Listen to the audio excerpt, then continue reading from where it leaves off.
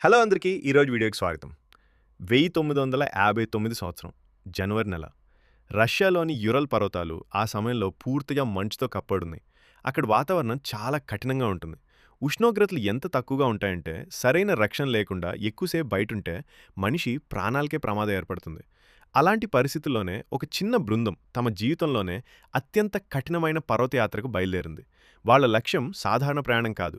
మంచుతో నిండిన పర్వతాలను దాటి నార్దర్న్ యురల్ ప్రాంతంలో ఒక స్కీ యాత్రను పూర్తి చేయడం. ఈ బృందంలో ఉన్న ప్రతి ఒక్కరికి పర్వతయాత్రల్లో మంచి అనుభవం ఉంది. మంచు ప్రాంతాల్లో ఎలా ప్రయాణించాలో, కఠినమైన వాతావరణాన్ని ఎలా ఎదుర్కోవాలో వాళ్ళకి తెలుసు. ఏదైనా ప్రమాదం ఎదురైతే ఎలా స్పందించాలో కూడా వాళ్ళకి శిక్షణ ఉంది. కానీ వాళ్ళ అనుభవం, వాళ్ళ ధైర్యం, వాళ్లకున్న శిక్షణ ఆ ఒక్క రాత్రి వాళ్ళని కాపాడలేకపోయాయి. కొన్ని వారాల తర్వాత వాళ్ల కోసం వెతుకుతున్న బృందానికి మంచు మధ్యలో ఒక టెంట్ కనిపించింది. మొదట చూసినప్పుడు ఆ టెంట్ సాధారణంగానే కనిపించింది. కానీ దగ్గరికి వెళ్ళిన తర్వాత అందరూ షాక్ అయ్యారు. ఆ రాత్రి అక్కడ నిజంగా ఏం జరిగింది? ఇదే ఇప్పటికీ ప్రపంచాన్ని ఆశ్చర్యపరుస్తున్న డ్యాత్లోవ్ పాస్ మిస్టరీ. 1959లో సోవియట్ యూనియన్లో మౌంటైన్ క్లైంబింగ్ అంటే యువతలో చాలా ప్రసిద్ధిగా ఉండేది. మంచుతో కప్పబడిన పర్వతాలను దాటడం, తమ శక్తిని పరీక్షించుకోవడం, ప్రకృతితో పోరాడడం అప్పటి యువతకు ఒక గొప్ప సాహసంగా ఉండేది. అలాంటి ఒక యాత్రకు నాయకత్వం వహించిన వ్యక్తి ఈగోర్ డ్యాత్లోవ్. ఇతను ఒక అనుభవం ఉన్న స్కీయర్ మరియు క్లైంబర్. అతనితో పాటు మరో 9 మంది ఈ ప్రయాణంలో పాల్గొన్నారు. నార్దర్న్ యురల్ పర్వత ప్రాంతంలోని కఠినమైన మార్గాన్ని దాటి తమ యాత్రను విజయవంతంగా పూర్తి చేయడం వారి లక్ష్యం. జనవరి చివరి వారంలో డ్యాత్లోవ్ బృందం తమ ప్రయాణాన్ని ప్రారంభించింది. మంచుతో కప్పబడిన పర్వతాల మధ్య ముందుకు సాగుతూ తమ అనుభవాలను డైరీలో రాసుకున్నారు. ఫోటోలుగా కూడా నమోదు చేశారు. ఆ సమయంలో ఎవరికీ ఎలాంటి ప్రమాదం అనిపించలేదు. ఫిబ్రవరి 1 తేదీ రాత్రి పరిస్థితులు ఒక్కసారిగా మారిపోయాయి. డ్యాత్లోవ్ బృందం ఖోలాత్ షెకల్ అనే మౌంటైన్ స్లోప్పై టెంట్ వేసుకుంది. తీవ్రమైన చలి, బలమైన గాలులున్నా అక్కడే రాత్రి గడపాలని నిర్ణయించారు. కానీ ఆ రాత్రి వారి జీవితాలను శాశ్వతంగా మార్చేస్తుందని వారికి తెలియదు. డ్యాత్లోవ్ బృందం నిర్ణయించిన తేదీకి తిరిగి రావాల్సింది. కానీ వాళ్ళు రాలేదు. మొదటిది పెద్ద సమస్యగా అనిపించలేదు. ఎందుకంటే పర్వతయాత్రలో వాతావరణం కారణంగా ఆలస్యం జరగడం సాధారణమే. కానీ రోజులు గడిచాయి. ఎలాంటి సమాచారం రాలేదు. వాళ్ళ కుటుంబాల్లో ఆందోళన మొదలైంది. చివరికి అధికారులకు సమాచారం అందించారు. వాళ్ళని వెతకటానికి రక్షణ బృందాలు, అనుభవం ఉన్న క్లైంబర్స్ ఆ ప్రాంతానికి వెళ్లారు. వాళ్లు మంచు పర్వతాల్లో వెతుకుతూ ఉండగా కొన్ని రోజుల తర్వాత వారికి ఒక టెంట్ కనిపించింది. రక్షణ బృందం ఆ టెంట్ దగ్గరికి వెళ్ళినప్పుడు మొదటి వాళ్లకు ఒక విషయం అర్థం కాలేదు. అక్కడ అసలు ఏం జరిగింది? ఎందుకంటే సాధారణంగా ఒక బృందం ప్రమాదంలో చిక్కుకుంటే అక్కడ ఏదో ఒక రకమైన ఆనవాళ్లు కనిపిస్తాయి. కానీ ఇక్కడ పరిస్థితి పూర్తిగా భిన్నంగా ఉంది. టెంట్ లోపల వాళ్ల వ్యక్తిగత వస్తువులు అలాగే ఉన్నాయి. వాళ్ల బూట్లు, వెచ్చని దుస్తులు, ఆహారం కూడా అక్కడే ఉంది.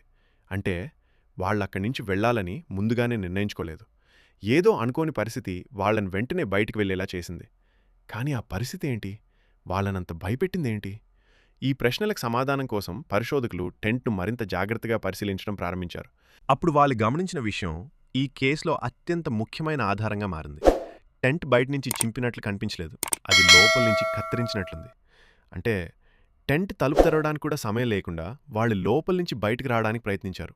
ఆ సమయంలో వాళ్ల మనసులో ఎంత భయం ఉండి ఉంటుందో ఊహించడం కూడా కష్టం.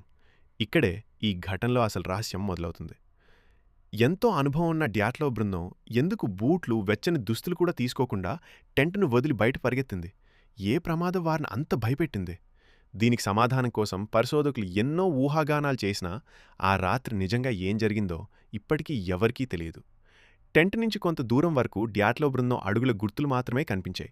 వేరే వ్యక్తుల ఆనవాళ్లు లేకపోవడంతో వాళ్లు స్వయంగా టెంట్ను వదిలి వెళ్లారని పరిశోధకులు భావించారు. కొన్ని రోజుల తర్వాత టెంట్కు దూరంగా ఒక చెట్టు దగ్గర 2 సభ్యుల మృతదేహాలు కనిపించాయి.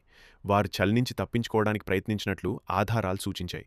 మరికొన్ని వారాల తర్వాత మంచు కింద మిగిలిన సభ్యుల శరీరాలు కూడా లభించాయి. అయితే కొందరి శరీరాలపై తీవ్రమైన గాయాలు ఉండటంతో ఈ కేసు మరింత మిస్టరీగా మారింది. కొన్ని శరీరాల్లో కనిపించిన గాయాలు సాధారణంగా పడిపోవడం వల్ల వచ్చే గాయాల్లా అనిపించలేదు. దీంతో అనేక అనుమానాలు మొదలయ్యాయి. ఎవరైనా వారిపై దాడి చేసి ఉండొచ్చనే అనుమానాలు వచ్చాయి. మరికొందరు ఆ ప్రాంతంలో అప్పట్లో సోవియట్ సైనిక కార్యకలాపాలు ఉన్నాయని చెప్పి సైనిక పరీక్షలతో దీనికి సంబంధం ఉండవచ్చని అనుమానించారు. కానీ ఆధారాలు లేకుండా ఏ సిద్ధాంతాన్ని కూడా నిర్ధారించడం సాధ్యం కాలేదు. అందుకే పరిశోధకులు మళ్లీ ప్రకృతి వైపు దృష్టి పెట్టారు. ఎందుకంటే కొన్నిసార్లు మనకు రహస్యంగా అనిపించే సంఘటనల వెనుక కూడా ప్రకృతిలోని శక్తులే కారణం కావచ్చు. ఈ కేసులో అత్యంత ఎక్కువగా చర్చించబడిన సిద్ధాంతం మంచు జారుడు ప్రమాదం. కొంతమంది శాస్త్రవేత్తల ప్రకారం ఆ రాత్రి చిన్న స్థాయిలో మంచు పొర కదిలి టెంట్పై ఒత్తిడి కలిగించి ఉండవచ్చు. దీంతో లోపల ఉన్న వారికి ప్రమాదం అని ఊహించి వెంటనే టెంట్ నుంచి బయటకు వచ్చి ఉండవచ్చు. కానీ తీవ్రమైన చలి, చీకటి, బలమైన గాళ్ల వల్ల తిరిగి టెంట్ చేరుకోలేకపోయారు. చివరికి హైపోథర్మియా వల్ల ప్రాణాలు కోల్పోయారని పరిశోధకులు భావిస్తున్నారు. సంఘటన జరిగిన తర్వాత దశాబ్దాలు గడిచినా దియత్లావ్ పాస్పై ఆసక్తి తగ్గలేదు. కొత్త టెక్నాలజీ రావడంతో పరిశోధకులు పాత ఆధారాలను మళ్లీ పరిశీలించడం ప్రారంభించారు. ఆధునిక పరిశోధనలో ఒక విషయం బయటపడింది. ఆ ప్రాంతంలో చిన్న స్థాయి మంచు జారుడు ప్రమాదం జరిగే అవకాశం ఉందని శాస్త్రవేత్తలు గుర్తించారు. ముఖ్యంగా 2019, 2020 ప్రాంతాల్లో జరిగిన పరిశోధనలు ఈ సిద్ధాంతానికి మరింత బలనిచ్చాయి.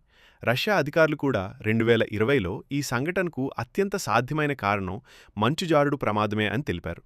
అయితే ఇన్ని పరిశోధనలు జరిగినా కొన్ని ప్రశ్నలు ఇప్పటికీ సమాధానం లేకుండానే ఉన్నాయి. అనుభవజ్ఞులైన క్లైంబర్స్ ఎందుకు సరైన దుస్తులు లేకుండా టెంటును వదిలి బయటకొచ్చారు? వాళ్ళు తిరిగి టెంట్ దగ్గరకు ఎందుకు చేరుకోలేకపోయారు? ఈ ప్రశ్నలకు పూర్తి సమాధానం మనకెప్పటికీ తెలియకపోవచ్చు. ఎందుకంటే ఆ రాత్రికి ప్రత్యక్ష సాక్షులు ఎవరూ లేరు. మిగిలింది కొన్ని ఫోటోలు, కొన్ని డైరీ నోట్లు, మంచులో మిగిలిపోయిన అడుగుల గుర్తులు మాత్రమే. దియాట్లోవ్ పాస్ మిస్టరీ కేవలం ఒక మిస్టరీ కాదు. ప్రకృతి ముందు మనిషి ఎంత చిన్నవాడో గుర్తు చేసే ఒక విషాదకరమైన సంఘటన. 1959 ఫిబ్రవరి 1 తేదీ రాత్రి అక్కడ నిజంగా ఏం జరిగిందో ఇప్పటికీ ఒక రహస్యంగానే మిగిలిపోయింది. బహుశా ఒక చిన్న ప్రకృతి విపత్తే దీనికి కారణమై ఉండొచ్చు, లేదా మనకి ఇప్పటికీ తెలియని ఇంకేదైనా జరిగి ఉండొచ్చు. ఆ 9 మంది చివరి క్షణాల్లో నిజంగా ఏం చూశారు? ఆ ప్రశ్నకు సమాధానం బహుశా ఎప్పటికీ దొరకకపోవచ్చు. మీ అభిప్రాయం ఏంటి?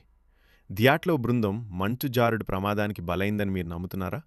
లేక ఈ మిస్టరీ వెనుక ఇంకా ఏదైనా దాగి ఉందని అనుకుంటున్నారా? మీ అభిప్రాయాన్ని కామెంట్స్లో తప్పకుండా చెప్పండి. ఎందుకంటే కొన్ని రహస్యాలు ఎప్పటికీ పరిష్కారం కావు. దియాట్లోవ్ పాస్ అలాంటి రహస్యాల్లో ఒకటి. Thanks for watching.